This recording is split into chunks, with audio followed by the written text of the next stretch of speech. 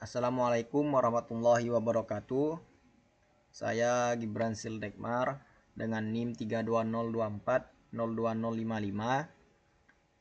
kelas MIP 1A dengan mata kuliah Artificial Intelligence pada dosen pengampu yaitu Bapak Muhammad Usman ST MKom.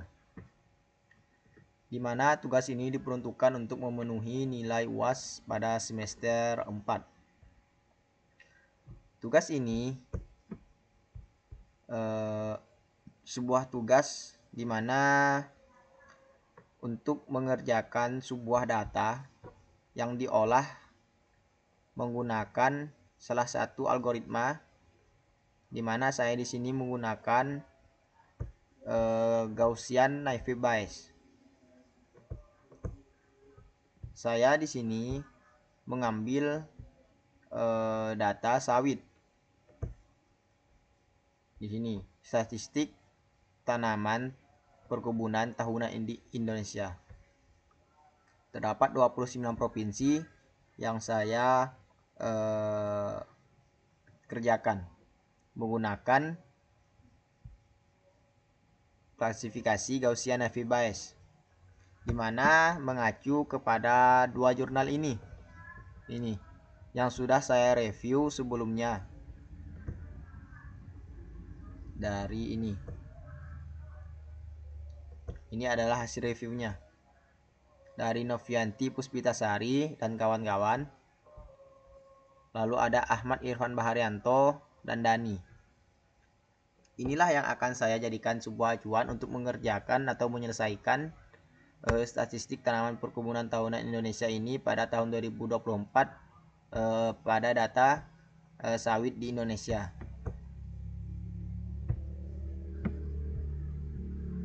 Di sini notebook ini mengimplementasikan Gaussian Naive Bayes Classifier untuk mengklasifikasikan sebuah produktivitas kelapa sawit per provinsi di Indonesia pada tahun 2024 dengan metodologi mengacu pada di sini jurnal kedua yaitu Puspitasari N dan kawan-kawan tahun 2022.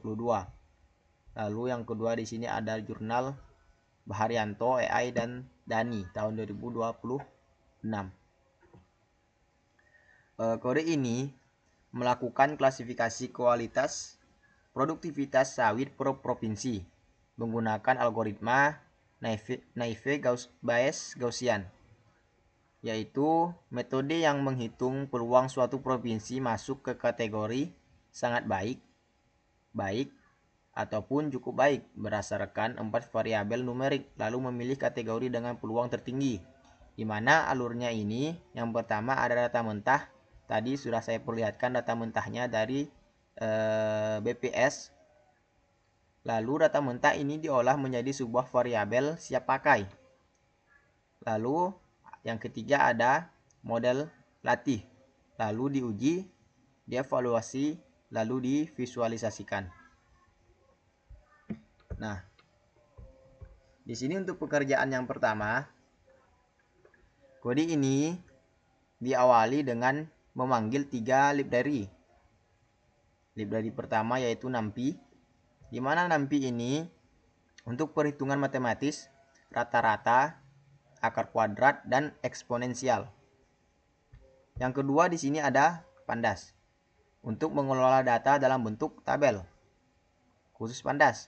Dan di sini ketiga ataupun terakhir di sini ada Matplotlib untuk membuat grafik. Nanti ada sebuah grafik yang divisualisasikan. Lalu yang kedua ini adalah produktivitas kelapa sawit per provinsi tahun 2024. Data ini bersumber dari statistik tanaman perkebunan tahunan Indonesia tahun 2024 Kementerian Pertanian Republik Indonesia ataupun BPS, di mana ini berisi 29 provinsi yang ada di Indonesia. Dari 29 provinsi dimasukkan langsung sebagai daftar angka di dalam kode, bukan file terpisah. Berisi luas tanaman belum menghasilkan ataupun TBM di sini. Adapun TM tanaman menghasilkan, TTM tanaman tidak menghasilkan. Lalu total luas hektar ini TBM ditambah TM dan juga TTM. Lalu produksi di sini per ton produksi CPO tahun 2024. Untuk produktivitas, produksi dikali 1000 per TM ataupun tanaman yang menghasilkan. Data ini lalu diubah menjadi sebuah tabel ataupun data frame agar mudah diolah di sini.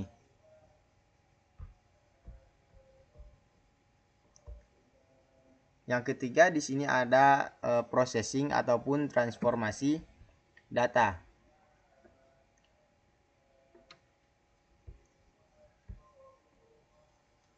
Mengikuti tahap jurnal kedua di sini processing transformasi dilakukan. Yang pertama ini produktivitas kilo per hektar, di mana produksi per ton dikali 1000 per TM ataupun tanaman menghasilkan. Lalu di sini ada variabel prediktor dibentuk sebagai proporsi ataupun intensitas, bukan luas absolut. Lalu di sini ada label kelas atau target dibentuk produktivitas kilo per hektar menggunakan pembagian tersil kurang lebih 333333 karena tidak tersedia threshold pakar seperti PPKS pada jurnal kedua ini. Disinilah data mentah diubah menjadi variabel yang benar-benar dipakai model. Ada dua hal penting. Yang pertama, dihitung produktivitas sama dengan produktivitas 1000. Produktivitas dikali 1000 ini dibagi per TM ataupun tanaman menghasilkan. Nilai ini dipakai untuk menentukan label kelas, bukan sebagai variabel prediktor supaya tidak terjadi kebocoran informasi. Lalu yang kedua di sini ini dibuat 4 variabel prediktor dalam bentuk proporsi, bukan sebuah angka luas absolut. Proporsi TBM di sini, proporsi TM, proporsi TTM masing-masing dibagi total luas. Di sini masing-masing dibagi menjadi total luas.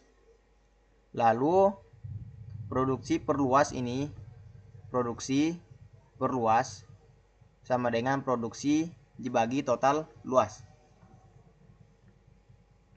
Alasannya karena kalau memakai luas absolut, misalnya Provinsi Riau yang sangat luas dibanding Kepulauan Riau yang sangat kecil, model jadi salah menilai provinsi besar bukan berarti produktif. Dengan mengubahnya jadi proporsi, model membandingkan komposisi kebun bukan ukurannya. Sini, dimana hasil dari processing data ini menghasilkan 11 provinsi sangat baik, 10 provinsi cukup baik, lalu 8 provinsi baik. Lalu pada bagian keempat ini implementasi Gaussian Naive Bayes sesuai rumus pada jurnal yang kedua. Di sini ada mean, standar deviasi, distribusi Gaussian atau Lickholt. Ada juga posterior sebelum dinormalisasi dan juga ini ada normalisasi. Ini bagian paling penting, berisi 3 fungsi. Di mana di sini yang pertama ada Gaussian PDF. Menghitung seberapa wajar sebuah nilai muncul pada suatu kelas menggunakan kurva lonceng distribusi normal. Kalau nilai proporsi TM ini suatu provinsi dekat dengan rata-rata provinsi sangat baik, fungsi ini menghasilkan angka besar ataupun wajar. Kalau jauh, angka kecil ini tidak wajar. Lalu yang kedua ini ada fit Gaussian NB. Ini adalah proses belajar untuk setiap kelas. Sangat baik, baik ataupun cukup baik. Dihitung yang pertama ini prior. Seberapa sering kelas itu muncul di data latih. Yang kedua ini ada mean, rata-rata tiap variabel pada kelas. Lalu yang ketiga ada STD, seberapa besar sebaran variasi datanya. Ketiga angka ini yang jadi pengetahuan model. Lalu yang ketiga ini ada predict Gaussian NB, di mana proses ini menebak untuk suatu provinsi baru. Dihitung peluang provinsi itu masuk ke masing-masing dari 3 kelas. atau mengalihkan prior dengan kewajaran keempat variabelnya. Lalu dinormalisasi ataupun dibagi total supaya jumlah 3 peluang itu 100 sama dengan 100%. Kelas dengan peluang tertinggi jadi hasil prediksi. Nih. Lalu yang kelima di sini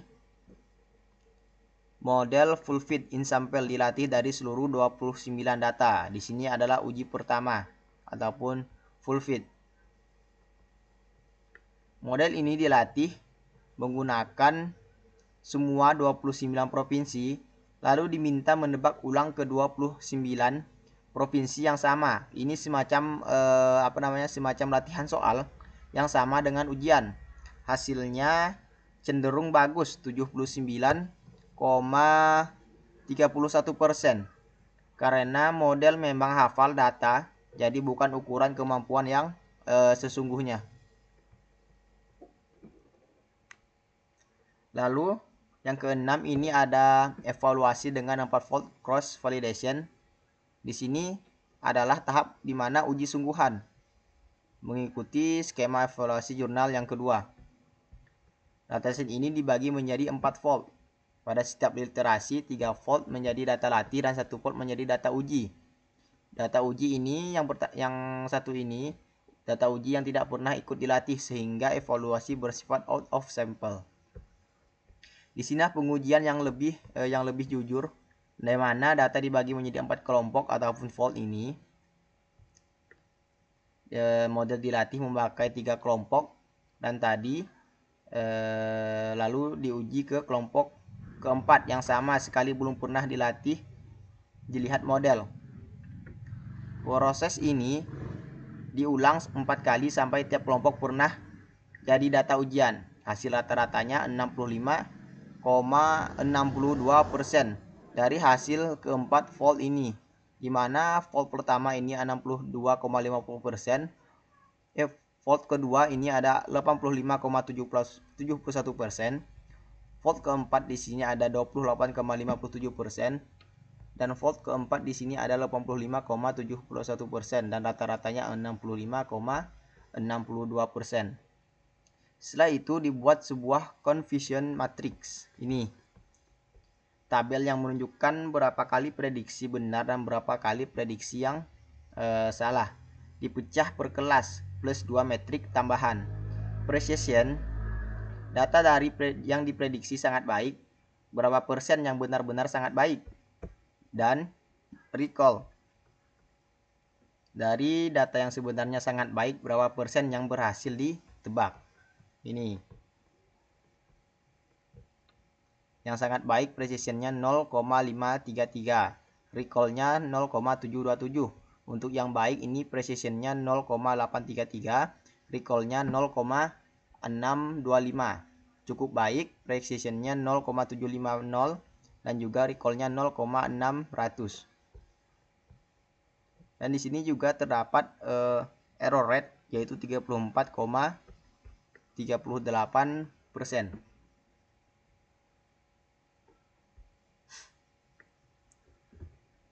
Lalu yang ketujuh ini ada visualisasi hasil, yang dimana ini berhubungan dengan juga NumPy yang sudah kita install pertama-tama tadi pengerjaan. Visualisasi ini membuat dua grafik barcode akurasi tiap volt untuk melihat konsistensi model dan heatmap confusion matrix untuk melihat kelas mana yang sering tertukar. Ini adalah hasil dari ini. Nih, hasil dari prediksi. Dimana sangat baik, cukup baik. Nih.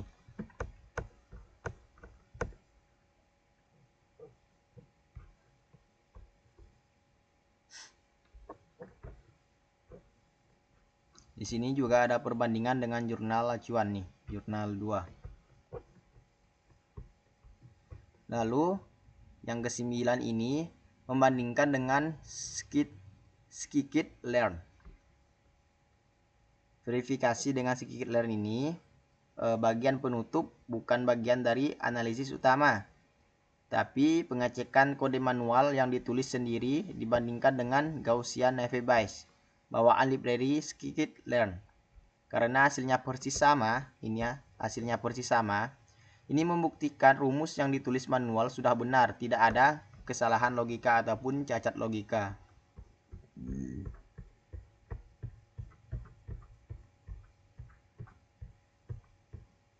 Mungkin sekian dari hasil penjelasan saya, yaitu mengenai pengerjaan klasifikasi kualitas produktivitas sawit dengan Gaussian Naive Bayes dari 29 provinsi yang ada di Indonesia.